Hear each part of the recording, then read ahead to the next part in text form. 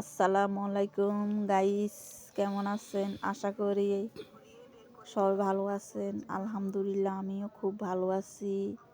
আজকে আপনাদের ঘরে দুই ফিটা দেখাইতেছি। আমি আমার বোনের বাড়িতে বেড়াইতে গেছি।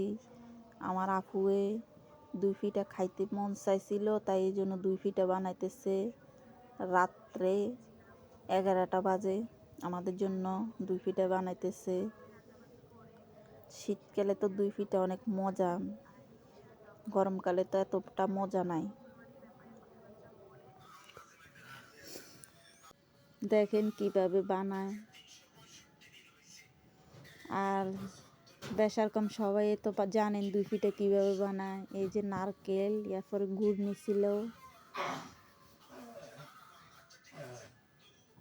গরম গরম দুই ফিটা খাইতে অনেক মজা।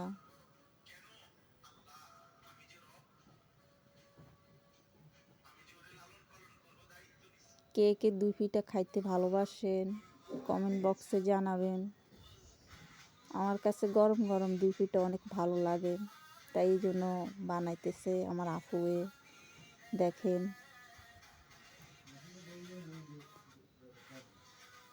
এখানে সিদ্ধ চাইল আর আতপ চাইল মিক্সার করি দুই ফিটা বানাইছে। দেখেন বাচ্চারা খাইতেছে। আমার ছেলে আছে, আমার আপুর ছেলে আছে, পাশে আমার আম্মু বসাত, ওদের সাথে দুষ্টামি করতেছে। আর পাশে আমার একটা ছোট নাতনি আছে, ও মাঝখানে পড়ে দুষ্টামি করতেছে। দেখেন